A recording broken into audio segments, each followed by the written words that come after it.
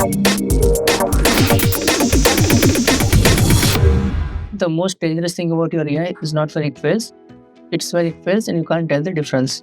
So hi, I'm Vishal Chataria. I work as a lead engineer here at Kairos. So let me walk you through one incident. In 2024, a customer asked an airline support chatbot about bereavement fares just after his client was the diets. The bot answered confidently and described a refund policy that didn't exist. He booked a food fare flight on that promise. The airline refused to honor it. So he took them to the tribunal and he won.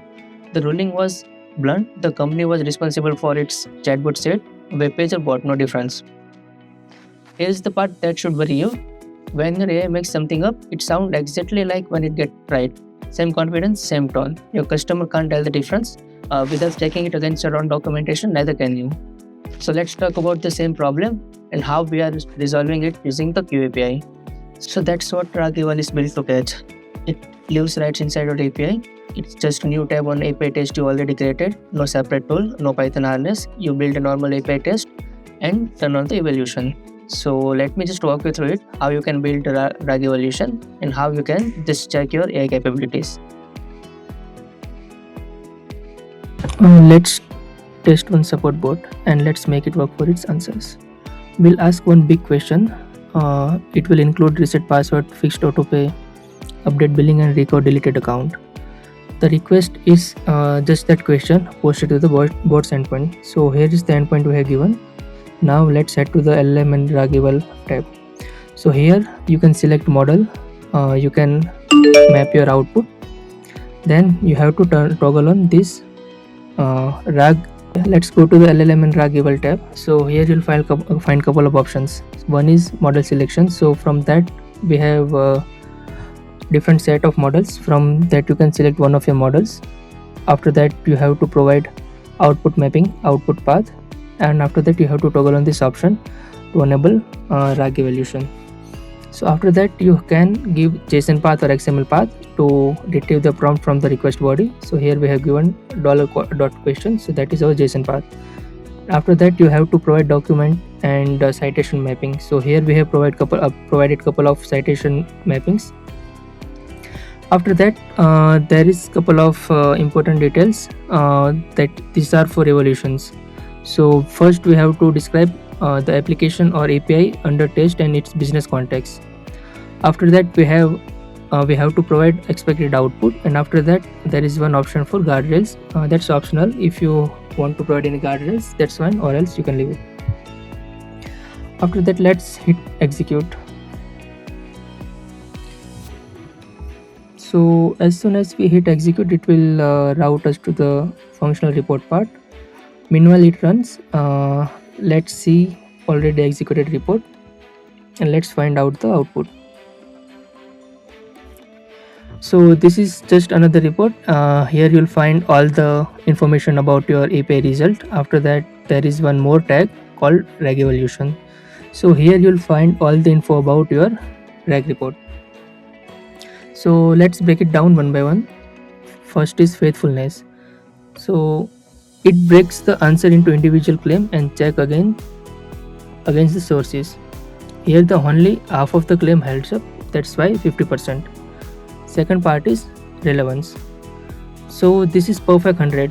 The bot absolutely answered what was asked, right? So but being on the topic is not the same as being right. Third part is coverage. So that is a 50%.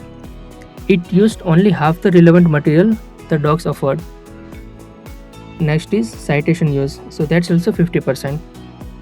That means only half the claims trace cleanly back to the sources. Next one is attribution rate. That is 78.6, roughly 79%. So that's roughly one sentence in 5 isn't grounded. Next one is source overlap. So that's 9.1%. So actually that's fine. It's just literal word for word overlap. There are some other informations as well, like which model we had used, what was the expected Q token usage, and what's the actual Q token usage. After that there are some different parameters, or you can say values or like citation informations. So that everything you can find here. After that we have judge analysis. So judge analysis explains in plain English the answer is relevant and mostly grounded, but it adds navigation step and claims the docs which never actually state. That's what triggers a failure. After that we have diagnosis section. So here we have we have divided into two parts. One is supported, another one is not supported. So as you can see, most of the answers is supported. Each line matched to the sources that backs it. But these are the flag non-supported. Right. So billing navigation path that don't actually describe a claim about email confirmation that no source matches, and the bit about recovering deleted account where bot admits it doesn't have the information. So these are the non-supported diagnoses. After that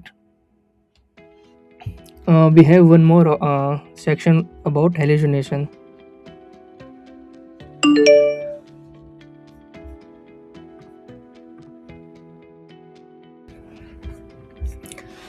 Now let's look at the diagnostics. So diagnosis trace it sentence by sentence. Most of the answers are supported, so each line matched to the sources, but these are the flag non-supported. A billing navigation path